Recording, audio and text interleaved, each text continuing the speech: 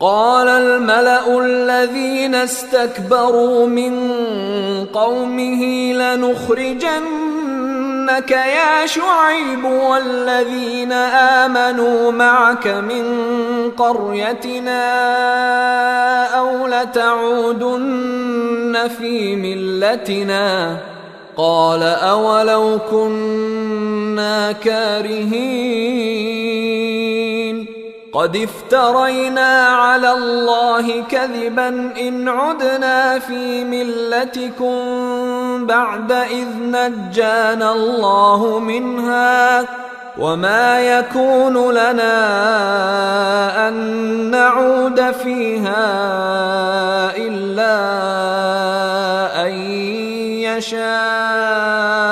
الله ربنا وسع ربنا كل شيء علما على الله توكلنا ربنا افتح بيننا وبين قومنا بالحق وأنت خير الفاتحين. وقال الملأ الذين كفروا من قومه لئن اتبعتم شعيبا إنكم إذا لخاسرون فأخذتهم الرجفة فأصبحوا في دارهم جاثمين. الذين كذبوا شعيبا كأن لم يغنوا فيها الذين كذبوا شعيبا كانوا هم الخاسرين فتولى عنهم وقال يا قوم لقد أبلغتكم رسالات ربي ونصحت لكم فكيف آسى على قوم كافرين. وما أرسلنا في قرية من نبي إلا أخذنا أهلها بالبأساء والضراء لعلهم يضرعون ثم بدلنا مكان السيئة الحسنة حتى عفوا وقالوا قد مس آباءنا الضراء والسراء فأخذناهم بغتة وهم لا يشعرون. ولو أن أهل القرى آمنوا واتقوا لفتحنا عليهم بركات من السماء والأرض ولكن كذبوا فأخذناهم بما كانوا يكسبون. أفأمن أهل القرى أن يأتيهم بأسنا بياتا وهم نائمون أوأمن أهل القرى أن يأتيهم بأسنا ضحى وهم يلعبون أفأمنوا مكر الله فلا يأمن مكر الله إلا القوم الخاسرون. أولم يهد للذين يرثون الأرض من بعد أهلها أن لو نشاء أصبناهم بذنوبهم ونطبع على قلوبهم فهم لا يسمعون تلك القرى نقص عليك من أنبائها ولقد جاءتهم رسلهم بالبينات فما كانوا ليؤمنوا بما كذبوا من قبل كذلك يطبع الله على قلوب الكافرين وما وجدنا لأكثرهم من عهد وإن وجدنا أكثرهم لفاسقين ثم بعثنا من بعدهم موسى بآياتنا إلى فرعون وملئه فظلموا بها فانظر كيف كان عاقبة المفسدين وقال موسى يا فرعون إني رسول من رب العالمين حقيق على ألا أقول على الله إلا الحق قد جئتكم ببينة من ربكم فأرسل معي بني إسرائيل قال إن كنت جئت بآية فأت بها إن كنت من الصادقين فألقى عصاه فإذا هي ثعبان مبين ونزع يده فإذا هي بيضاء للناظرين قال الملأ من قوم فرعون إن هذا لساحر عليم يريد أن يخرجكم من أرضكم فماذا تأمرون قالوا أرجه وأخاه وأرسل في المدائن حاشرين يأتوك بكل ساحر عليم وجاء السحرة فرعون قالوا إن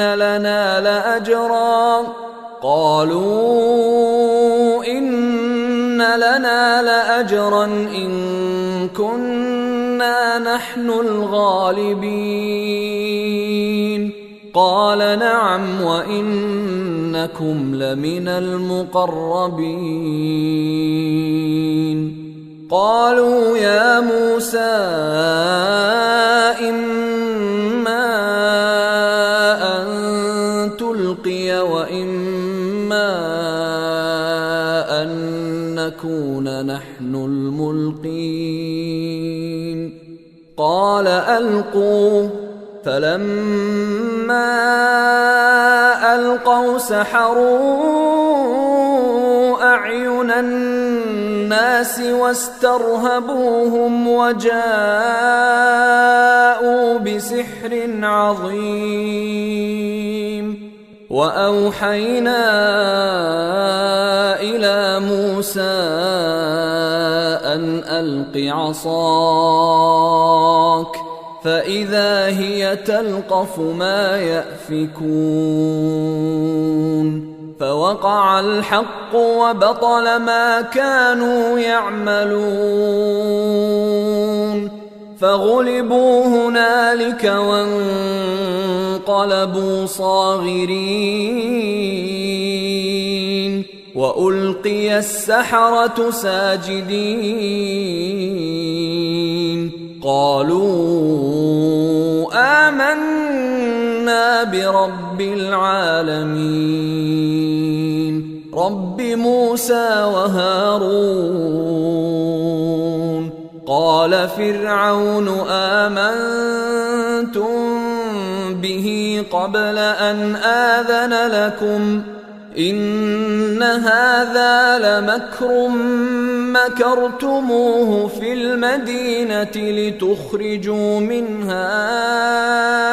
أهلها فسوف تعلمون لأقطعن أيديكم وأرجلكم من خلاف ثم لأصلبنكم أجمعين قالوا إنا إلى ربنا منقلبون وما تنقم منا إلا أن آمنا بآيات ربنا لما جاءتنا ربنا أفرغ علينا صبرا وتوفنا مسلمين وقال الملأ من قوم فرعون أتذر موسى وقومه ليفسدوا في الأرض ويذرك وآلهتك قال سنقتل أبناءهم ونستحيي نساءهم وإنا فوقهم قاهرون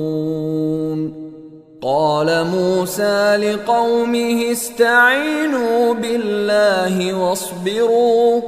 إن الأرض لله يورثها من يشاء من عباده والعاقبة للمتقين قالوا أوذينا من قبل أن تأتينا ومن بعد ما جئتنا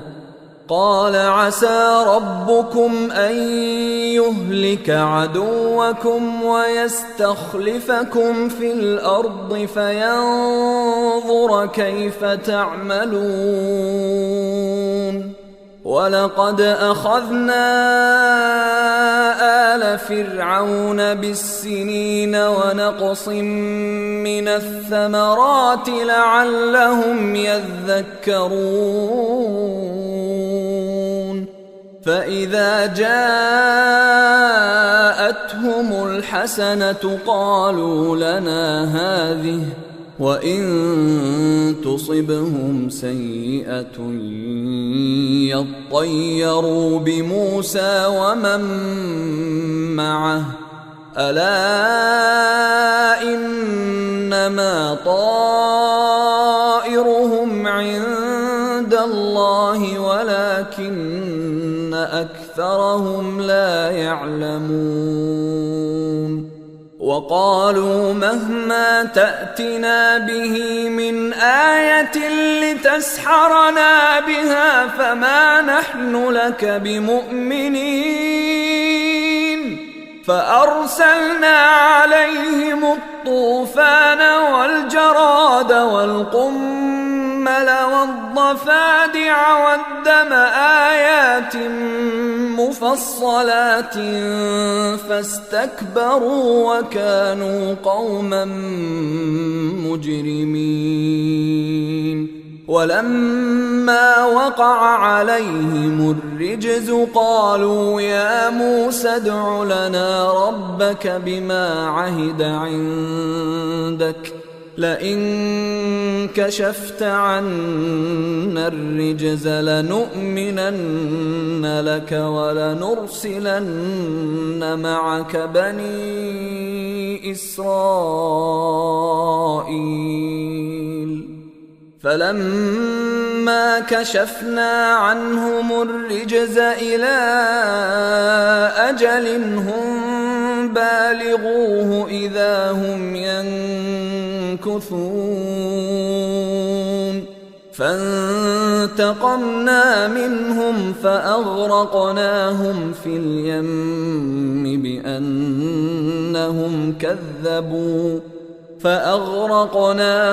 اليم بأنهم كذبوا بآياتنا وكانوا عنها غافلين وأورثنا القوم الذين كانوا يستضعفون مشارق الأرض ومغاربها التي باركنا فيها وتمت كلمة ربك الحسنى على بني إسرائيل بما صبروا ودمرنا ما كان يصنع فرعون وقومه وما كانوا يعرشون وجاوزنا ببني إسرائيل البحر فأتوا على قوم يعكفون على أصنام لهم قالوا يا موسى اجعل لنا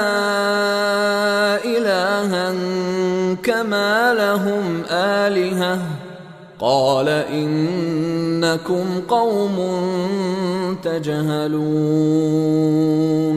إن هؤلاء متبر ما هم فيه وباطل ما كانوا يعملون قال أغير الله أبغيكم إلها وهو فضلكم على العالمين وإذ أنجيناكم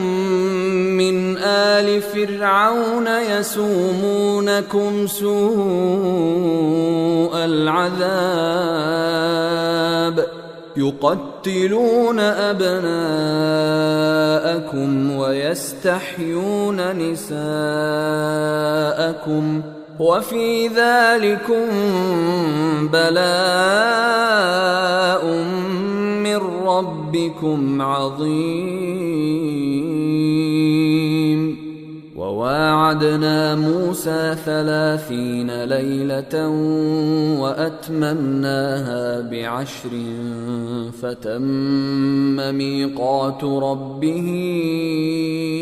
40 ليلة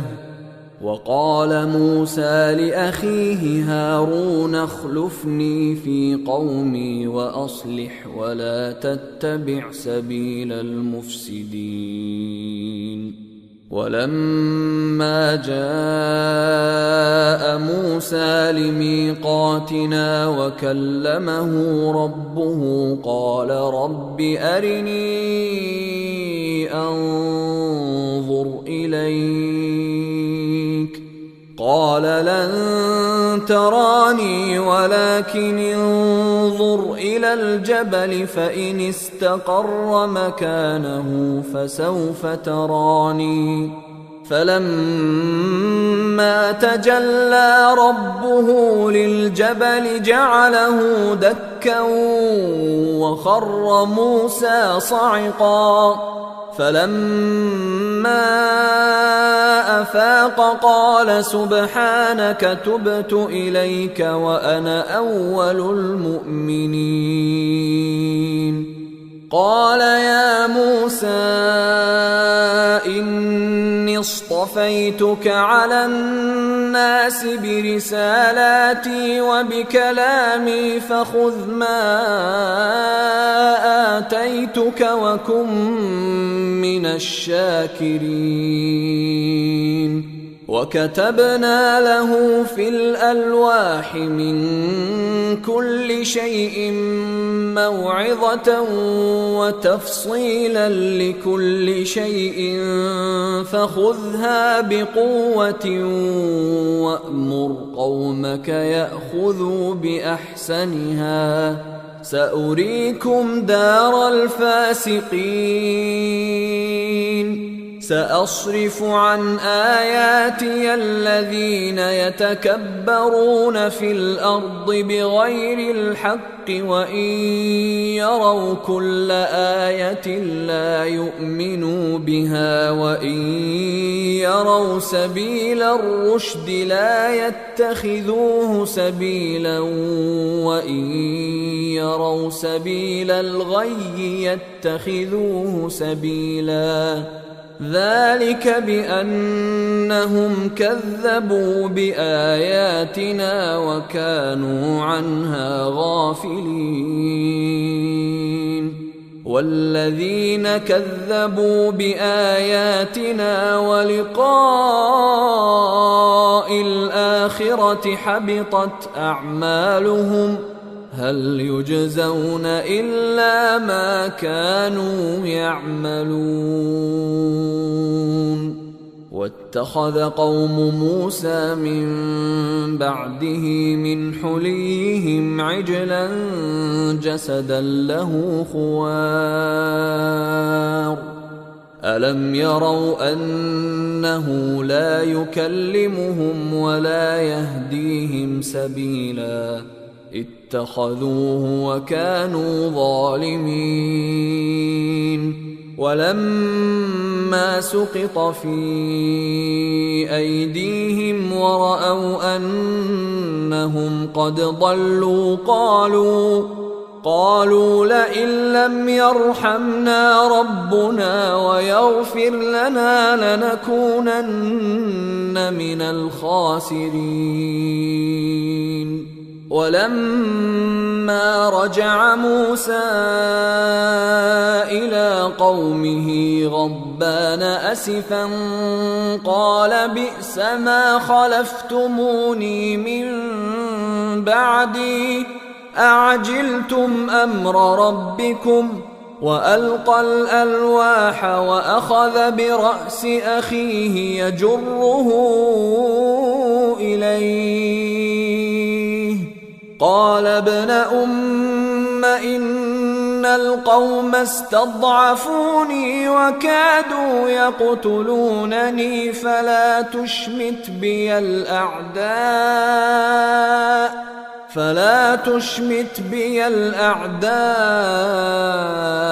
ولا تجعلني مع القوم الظالمين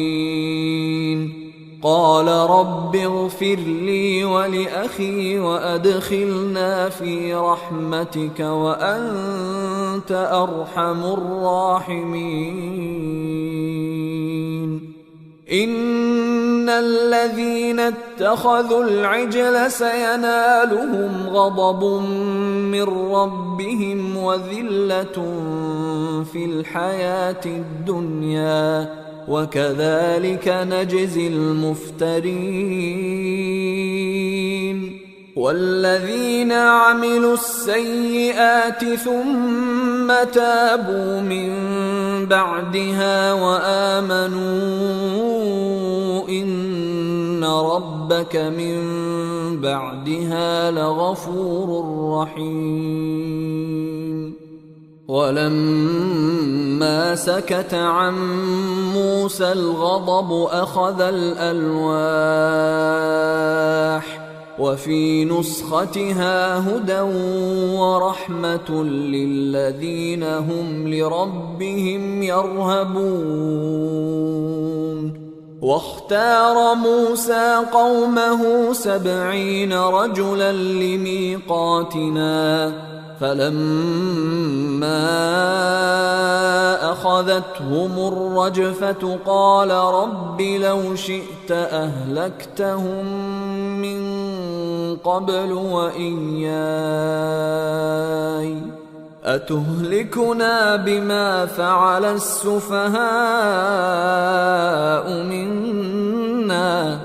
إن هي إلا فتنتك تضل بها من تشاء وتهدي من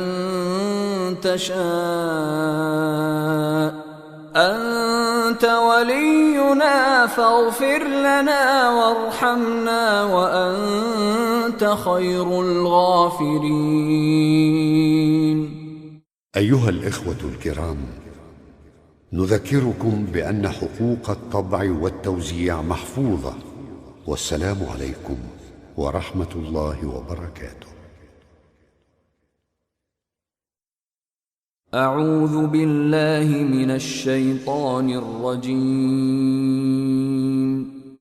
واكتب لنا في هذه الدنيا حسنة وفي الآخرة إنا هدنا إليك. قال عذابي أصيب به من أشاء ورحمتي وسعت كل شيء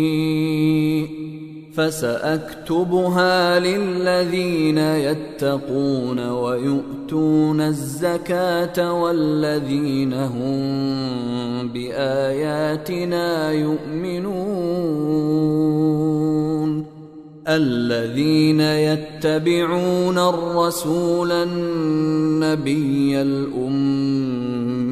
الذي يجدونه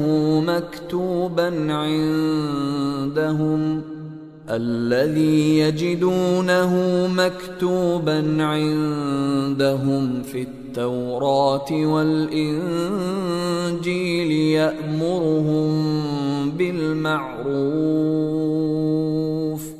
يأمرهم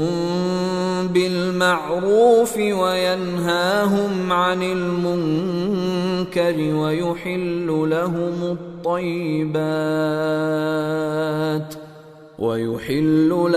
الطيبات ويحرم عليهم الخبائث ويضع عنهم إصرهم والأغلال التي كانت عليهم. فالذين آمنوا به وعزروه ونصروه واتبعوا النور الذي أنزل معه أولئك هم المفلحون. قل يا أيها الناس إني رسول الله إليكم جميعا الذي له ملك السماوات والأرض لا إله إلا هو يحيي ويميت. فآمنوا بالله ورسوله النبي الأمي الذي يؤمن بالله وكلماته واتبعوه لعلكم تهتدون. ومن قوم موسى أمة يهدون بالحق وبه يعدلون. وقطعناهم 12 أسباطا أمما وأوحينا إلى موسى إذ استسقاه قومه أن اضرب بعصاك الحجر فانبجست منه 12 عينا قد علم كل أناس مشربهم وظللنا عليهم الغمام وأنزلنا عليهم المن والسلوى كلوا من طيبات ما رزقناكم وما ظلمونا ولكن كانوا أنفسهم يظلمون. وإذ قيل لهم اسكنوا هذه القرية وكلوا منها حيث شئتم وقولوا حطة وادخلوا الباب سجدا نغفر لكم خطيئاتكم سنزيد المحسنين. فبدل الذين ظلموا منهم قولا غير الذي قيل لهم فأرسلنا عليهم رجزا من السماء بما كانوا يظلمون. واسألهم عن القرية التي كانت حاضرة البحر إذ يعدون في السبت إذ تأتيهم حيتانهم يوم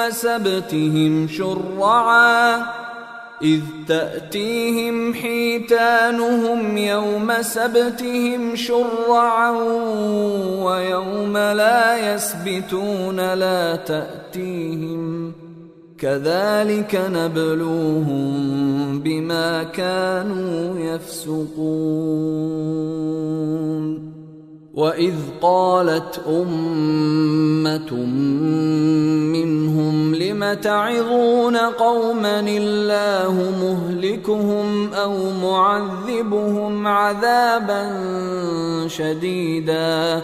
قالوا معذرة إلى ربكم ولعلهم يتقون.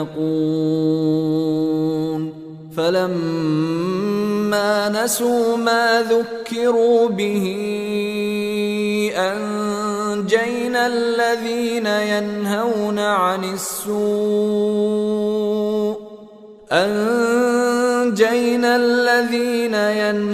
عن السوء وأخذنا الذين ظلموا بعذاب بئيس بما كانوا يفسقون. فلما عتوا عما نهوا عنه قلنا لهم كونوا قردة خاسئين. وإذ تأذن ربك ليبعثن عليهم إلى يوم القيامة من يسومهم سوء العذاب إن ربك لسريع العقاب وإنه لغفور رحيم. وقطعناهم في الأرض أمما منهم الصالحون ومنهم دون ذلك وبلوناهم بالحسنات والسيئات لعلهم يرجعون.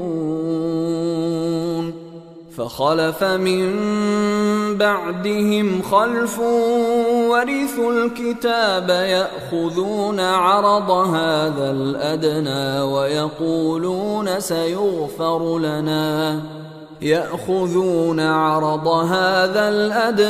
ويقولون سيغفر لنا وإن يأتهم عرض مثله يأخذوه. ألم يؤخذ عليهم ميثاق الكتاب ألا يقولوا على الله إلا الحق ودرسوا ما فيه والدار الآخرة خير للذين يتقون أفلا تعقلون. والذين يمسكون بالكتاب وأقاموا الصلاة إنا لا نضيع أجر المصلحين. وإذ نتقنا الجبل فوقهم كأنه ظلة وظنوا أنه واقع بهم خذوا ما آتيناكم بقوة واذكروا ما فيه لعلكم تتقون.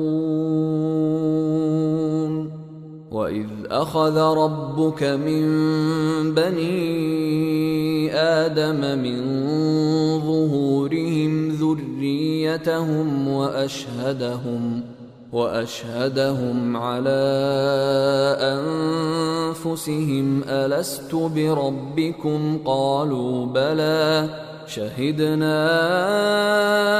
أن تقولوا يوم القيامة إنا كنا عن هذا غافلين أو تقولوا إنما أشرك آباؤنا من قبل وكنا ذرية من بعدهم أفتهلكنا بما فعل المبطلون وكذلك نفصل الآيات ولعلهم يرجعون واتل عليهم نبأ الذي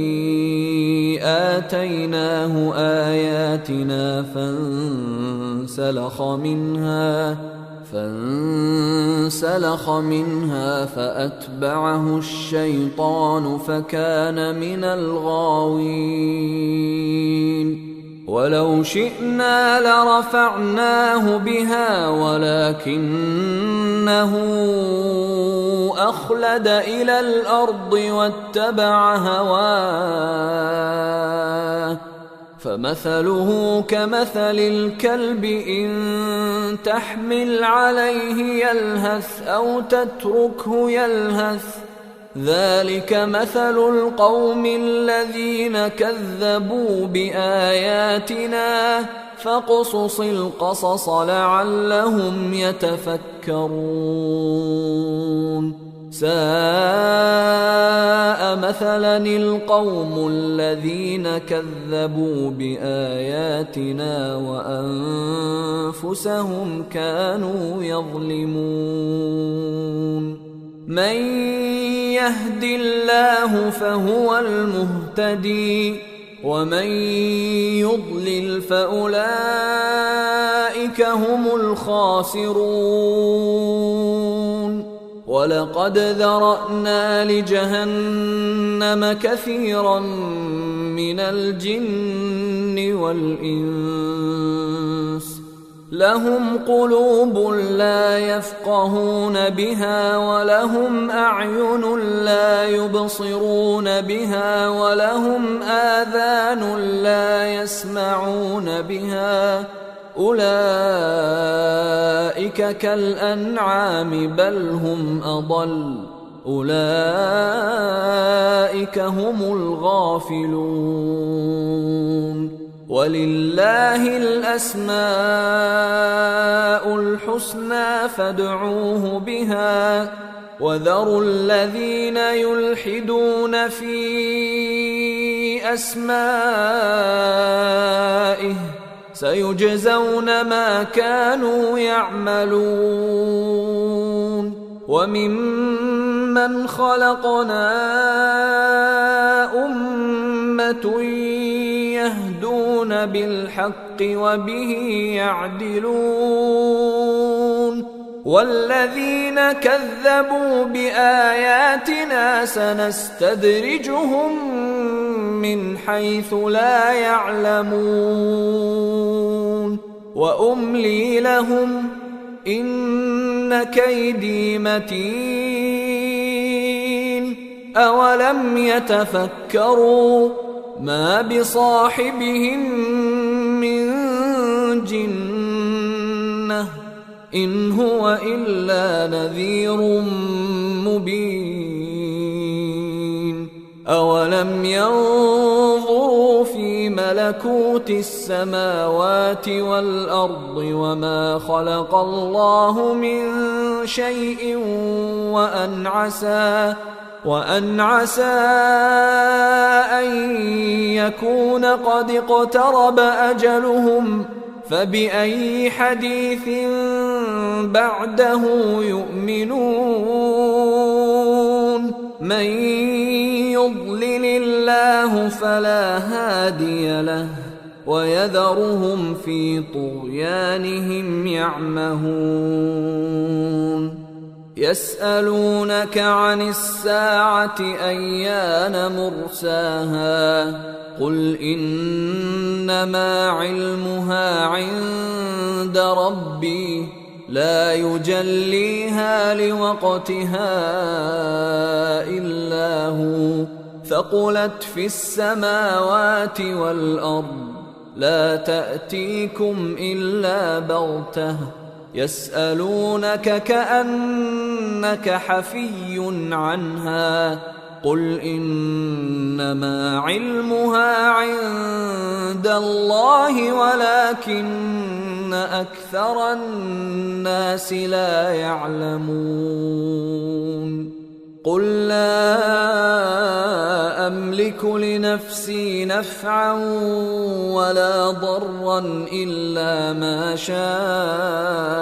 الله ولو كنت أعلم الغيب لاستكثرت من الخير وما مسني السوء إن أنا إلا نذير وبشير لقوم يؤمنون هو الذي خلقكم من نفس واحدة وجعل منها زوجها ليسكن إليها فلما تغشاها حملت حملا خفيفا فمرت به فلما أثقلت دعوا الله ربهما لئن آتيتنا صالحا لنكونن من الشاكرين فلما آتاهما صالحا جعلا له شركاء فيما آتاهما فتعالى الله عما يشركون أيشركون ما لا يخلق شيئا وهم يخلقون ولا يستطيعون لهم نصرا ولا أنفسهم ينصرون وإن تدعوهم إلى الهدى لا يتبعوكم سواء عليكم أدعوتموهم أم أنتم صامتون إن الذين تدعون من دون الله عباد أمثالكم فادعوهم فليستجيبوا لكم إن كنتم صادقين ألهم أرجل يمشون بها أم لهم أيدي يبطشون بها أم لهم أعين يبصرون بها أم لهم آذان يسمعون بها قل ادعوا شركاءكم ثم كيدون فلا تنظرون إن وليي الله الذي نزل الكتاب وهو يتولى الصالحين والذين تدعون من دونه لا يستطيعون نصركم ولا أنفسهم ينصرون وإن تدعوهم إلى الهدى لا يسمعون وتراهم ينظرون إليك وهم لا يبصرون خذ العفو وأمر بالعرف وأعرض عن الجاهلين وإما ينزغنك من الشيطان نزغ فاستعذ بالله إنه سميع عليم إن الذين اتقوا إذا مسهم طائف من الشيطان تذكروا فإذا هم مبصرون وإخوانهم يمدونهم في الغي ثم لا يقصرون وإذا لم تأتهم بآية قالوا لولا اجتبيتها قل إنما أتبع ما يوحى إلي من ربي هذا بصائر من ربكم وهدى ورحمة لقوم يؤمنون وإذا قرئ القرآن فاستمعوا له وأنصتوا لعلكم ترحمون واذكر ربك في نفسك تضرعا وخيفة ودون الجهر من القول بالغدو والآصال ولا تكن من الغافلين إن الذين عند ربك لا يستكبرون عن عبادته ويسبحونه وله يسجدون بسم الله الرحمن الرحيم يسألونك عن الأنفال قل الأنفال لله والرسول فاتقوا الله وأصلحوا ذات بينكم وأطيعوا الله ورسوله إن كنتم مؤمنين إنما المؤمنون الذين إذا ذكر الله وجلت قلوبهم وإذا تليت عليهم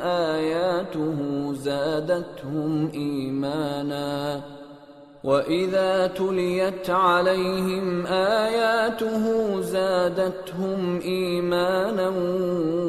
وعلى ربهم يتوكلون الذين يقيمون الصلاة ومما رزقناهم ينفقون أولئك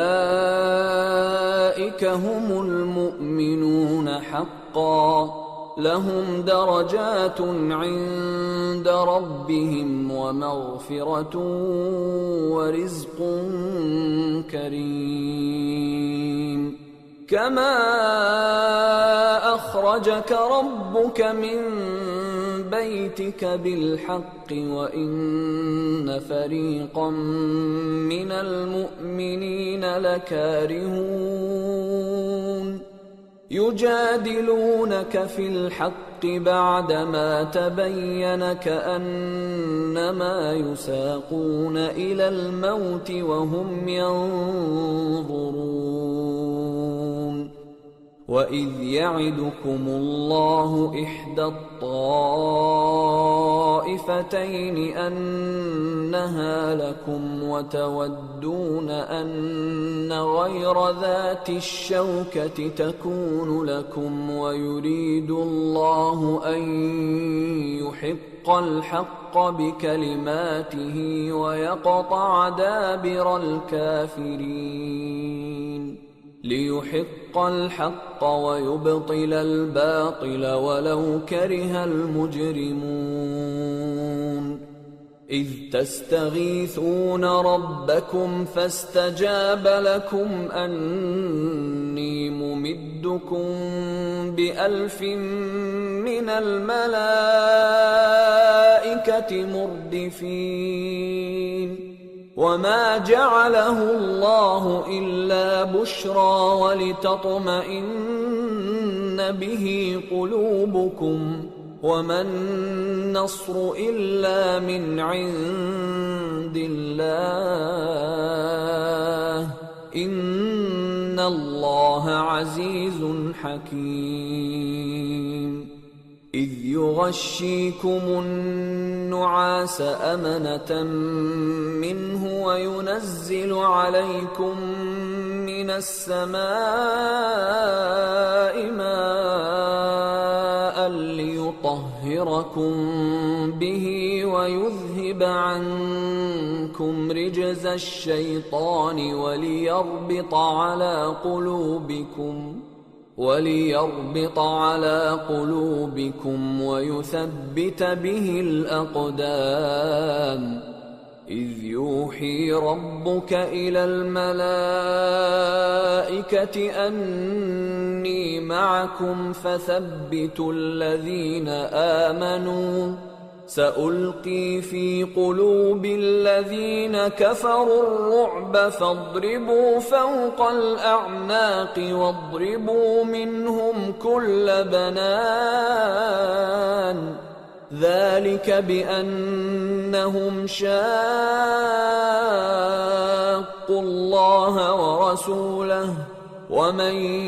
يشاقق الله ورسوله فإن الله شديد العقاب ذلكم فذوقوه وأن للكافرين عذاب النار يا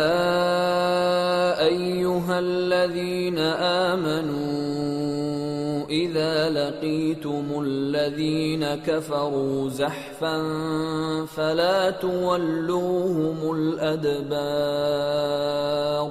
ومن يولهم يومئذ دبره إلا متحرفا لقتال أو متحيزا إلى فئة فقد باء بغضب من الله ومأواه جهنم وبئس المصير فلم تقتلوهم ولكن الله قتلهم وما رميت إذ رميت ولكن الله رمى وليبلي المؤمنين منه بلاء حسنا إن الله سميع عليم ذلكم وأن الله موهن كيد الكافرين إن تستفتحوا فقد جاءكم الفتح وإن تنتهوا فهو خير لكم وإن تعودوا نعد ولن تغني عنكم فئتكم شيئا ولو كثرت وأن الله مع المؤمنين يا أيها الذين آمنوا أطيعوا الله ورسوله ولا تولوا عنه وأنتم تسمعون ولا تكونوا كالذين قالوا سمعنا وهم لا يسمعون إن شر الدواب عند الله الصم البكم الذين لا يعقلون ولو علم الله فيهم خيرا لأسمعهم ولو أسمعهم لتولوا وهم معرضون يا أيها الذين آمنوا استجيبوا لله وللرسول إذا دعاكم لما يحييكم واعلموا أن الله يحول بين المرء وقلبه وأنه إليه تحشرون واتقوا فتنة لا تصيبن الذين ظلموا منكم خاصة واعلموا أن الله شديد العقاب واذكروا إذ أنتم قليل مستضعفون في الأرض تخافون أن يتخطفكم الناس فآواكم وأيدكم بنصره ورزقكم من الطيبات لعلكم تشكرون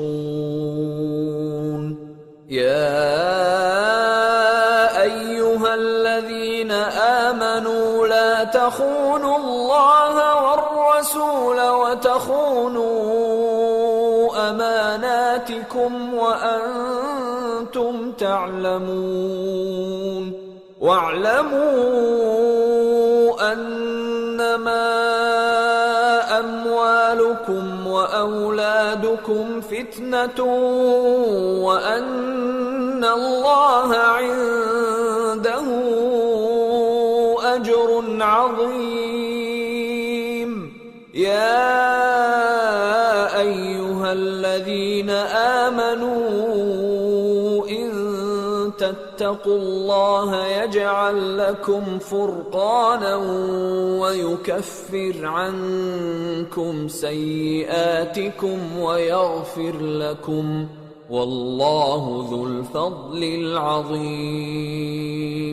وإذ يمكر بك الذين كفروا ليثبتوك أو يقتلوك أو يخرجوك ويمكرون ويمكر الله والله خير الماكرين وإذا تتلى عليهم آياتنا قالوا قد سمعنا لو نشاء لقلنا مثل هذا إن هذا إلا أساطير الأولين وإذ قالوا اللهم إن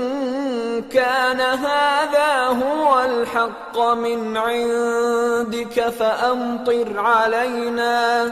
فأمطر علينا حجارة من السماء أو ائتنا بعذاب أليم وما كان الله ليعذبهم وأنت فيهم وما كان الله معذبهم وهم يستغفرون وما لهم ألا يعذبهم الله وهم يصدون عن المسجد الحرام وما كانوا أولياءه إن أولياؤه إلا المتقون ولكن أكثرهم لا يعلمون وما كان صلاتهم عند البيت إلا مكاء وتصدية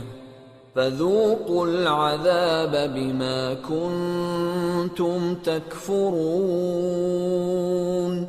إن الذين كفروا ينفقون أموالهم ليصدوا عن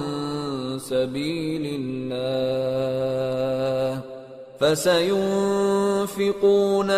ثم تكون عليهم حسرة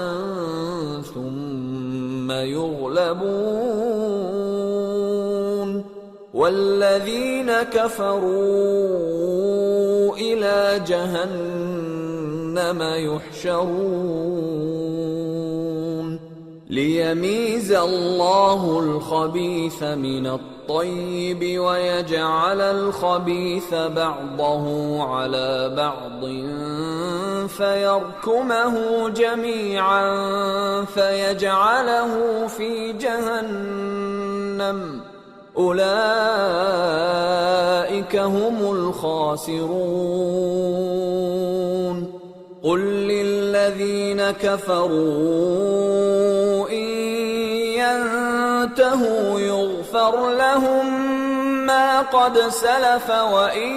يعودوا فقد مضت سنة الأولين وقاتلوهم حتى لا تكون فتنة ويكون الدين كله لله فإن انتهوا فإن الله بما يعملون بصير وإن تولوا فاعلموا أن الله مولاكم نعم المولى ونعم النصير